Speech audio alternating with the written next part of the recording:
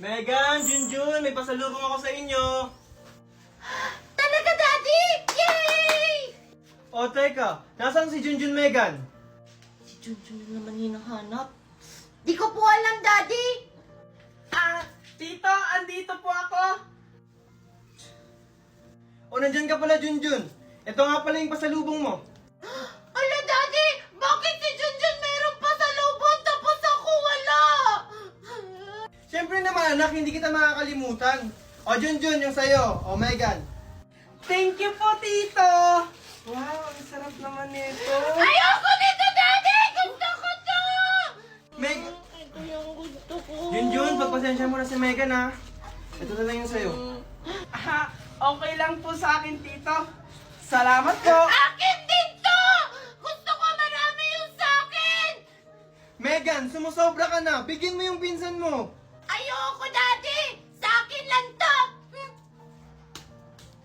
Ay, naku. Pagpasensyahan mo na, Junjun, ha. Baka siguro naninibago lang yun. Okay lang po sa akin yung Tito. Hayaan mo, Junjun. Bukas na bukas, bibigyan din kita. Pabida ka talagang Junjun ka. Lahat na lang kinukuha mo sa akin. Ano ba yan? Wala na akong pera. Mag-aaya pa naman si kumare ko mag-tong-its. Oh, Ronaldo, nandiyan ka na pala. Ohan, saan ka na naman pupunta?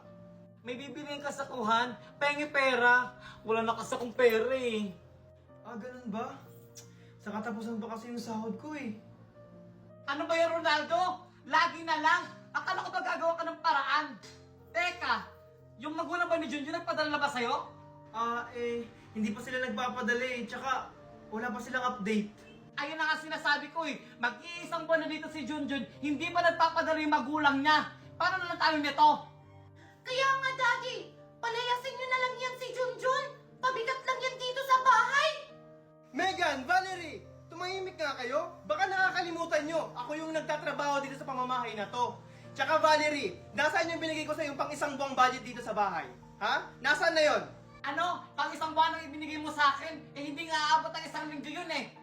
Nang dahil sa'yo, Junjun, nag-aaway yung mami at daddy ko. Manda ka talaga sa akin.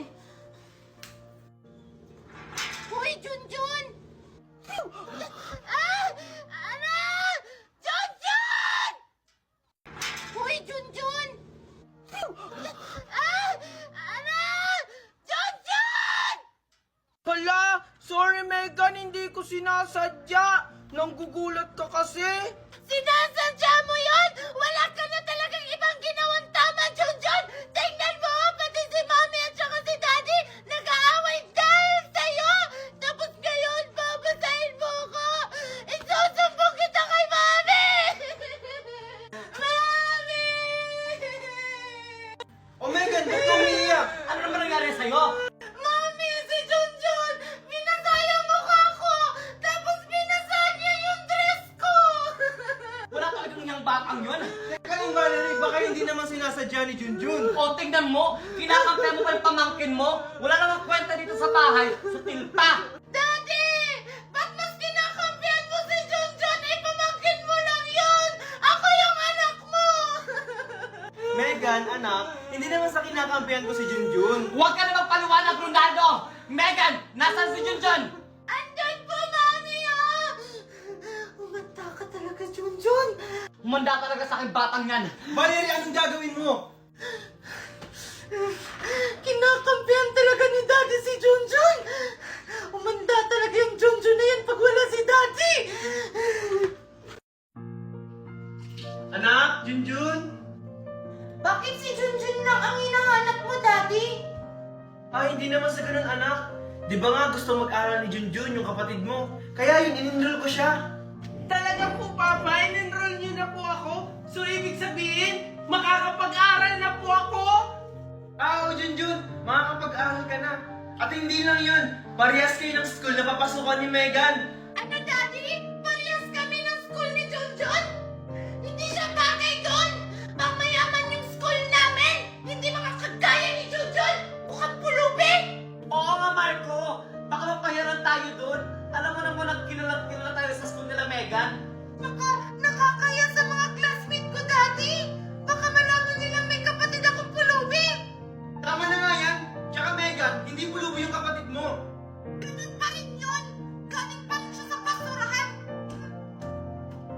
simulan talaga, Marco. At ikaw, Junjun, huwag na huwag kang magyayabang. Hayaan mo na sila, Junjun. Kakausapin ko sila. Oh, Yaya! Asikasuhin mo na yung baon ni Megan! Pababa na yun! Bilis! Asikasuhin mo na! Ay, sorry po, ma'am. Ito na po. Asikasuhin na po. Bilisan mo na! Bilis! Akala mo siguro, Junjun, makakapasok ka ngayon sa school.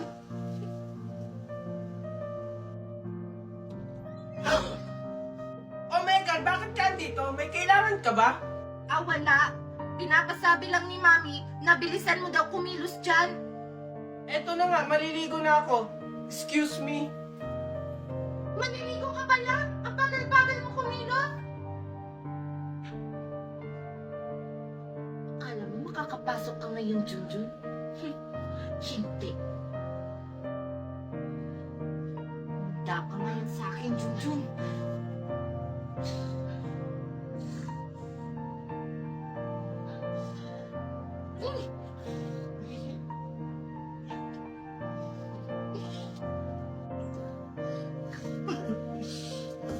Oh, Junjun! Ba't ngayon ka lang naligo?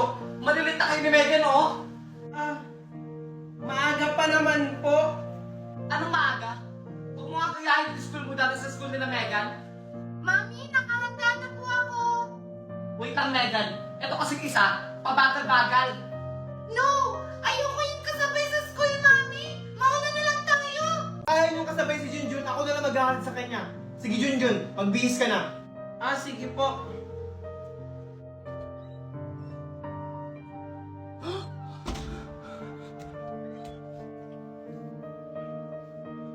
Alam ko na kung sinong gumawa nito. O, tara na, Megan, ha?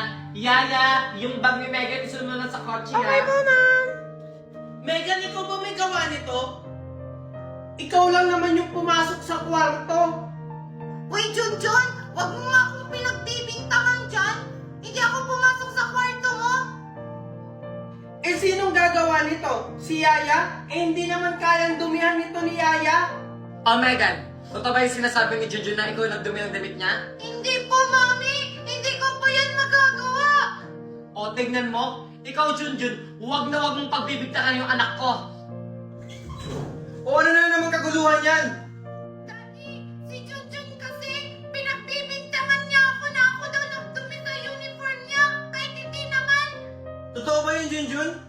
Wala naman pong iba magdudumi ng uniform ko kundi si Megan lang. Siya lang po kasi yung pumasok sa kwarto ko. Megan, magsabi ka nga ng totoo. Hoy, Marco, huwag mo nga kinakampihan yung anak mo sa labas. Hindi ko siya kinakampihan, Valerie. Ang sa akin lang, kung siya ba talaga yung nagdumi ng uniform ni Junjun. Eh, bakit naman kay Junjun na madumi yung uniform niya? Kasi pulubi siya. Sumusobra ka na, Megan. Dahil dyan, walang papasok sa inyo.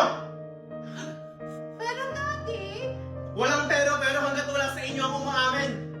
Wag na lang po, Papa. Kaya ko naman pong labahan to. Hindi, Junjun. Sobra na kasi yung ginagawa sa'yo. Oo na, Daddy! Kasalanan ko na! Ano, Junjun? Masaya ka na? Kailangan mo na sila, anak. Papasok ka sa school. Tara. Anak, Megan, bilisan mo dyan. Magsha-shopping tayo. Ah, Mami? Ngayon na tayo mag-shopping? Kaya nga, bilisan mo dyan kasi ngayon tayo magsha-shopping. Ah, sige po, Mami. Oh, Manong, anong ginagawa mo sa harap ng bahay namin? Andyan po ba si Sir Marco? O bakit? Anong kailangan mo sa asawa ko? Kayo po pala yung asawa ni Sir Marco. Pakibigay na lang po kay Sir Marco. Ano ba to? Basta, si Sir Marco lang yung nakakaalam yan. O sige po, alis na po ako. Manong, wait ang kinaka... Teka, ang bilis naman ng Manong na yun. Ano kaya binigay niya kay Marco? Parang hirap buksanin to.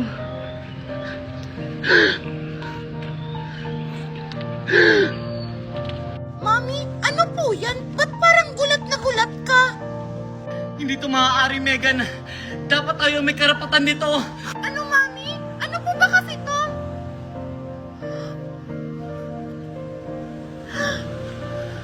Hindi to maaari, Megan. Wala kang iyang bata ka! Ito po yung tita. Wala kang iyang bata ka! Kaya ka pala pumunta dito para agad ang lahat ng ari-arian na dapat para sa amin! Tita, wala po akong alam dyan. Kahit tita, bukti wala akong pamana na para sa Ano amin! iwan to? Ano to, Marco? Tama na, Valerie! Junjun, okay ka lang? Ano ba kasi yan, Valerie? Ano ito? Ha? Ha? Ayan, basahin mo! Bakit ka ganun, Marco? Akala ko ba kami yung tagapagmana? Ba't mas pinili mo yan si Junjun kaysa sa amin, Daddy? Eto ba? Kaya kayo nagkakaganyan?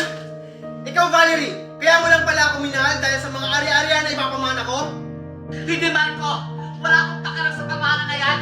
Ang sa akin lang, bakit napunta lahat ng pamana sa bastardo mong anak? Hindi ito maaari, Megan. Kailangan may gawin tayong paraan. Wala na tayong magagawa, Mami, kasi pinirma na ni Daddy yung mga papeles. Hindi pwede ito, Megan. Gagawa tayo ng paraan. Hindi pwede kay Junjun mapupunta ang mana. Dapat sa atin lang.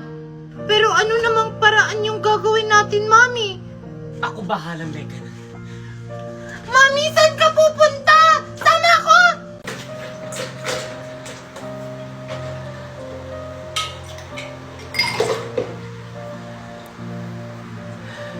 Junjun! Bakit po, tita? Halika nga dito. Sige po, tita. Ibigay mo to sa tata mo. Nandun siya sa labas. Sige po, tita. Anong tempo ka pa mo dyan? Ibigay mo sa tata mo. Sige po.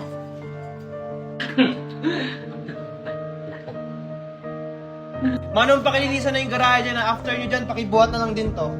Papa, inom muna po kayo ng juice. Salamat anak, nag-abala ka pa.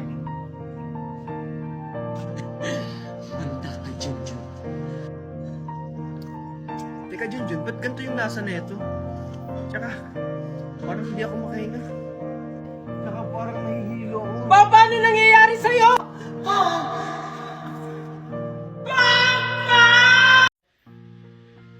Oh, Marco! Huwag ka muna tumayo. Alam mo naman na hindi ka pa magaling eh. Daddy, buti naman at gumaling ka na. Daddy, ba't ba kasi ikaw na hospital? Ano ba nangyari sa'yo? Alam mo ba kung bakit? Kagagawan to ni Junjun. Sinasabi ko na nga ba eh, may masamang balak talaga yung pulubi na yun sa pamilya natin. Papa, buti naman at gumaling na kayo. Walang iya ka talaga, Junjun! Tignan mo kung anong ginawa mo kay Daddy! Hayaan mo na yan, Megan! Pulis na lang ang bahala sa kanya. Wala naman po akong kasalanan. Sino po kayo? Ikaw ba si Junjun? Ayan si Junjun! Ulihin niyo yan! Halika dito! Sumama ka sa amin! Yan ang nababagi sa'yo!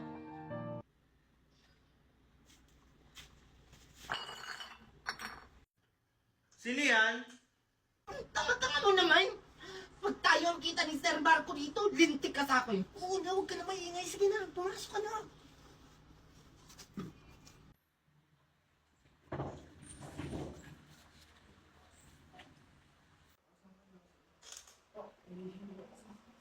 Valerie!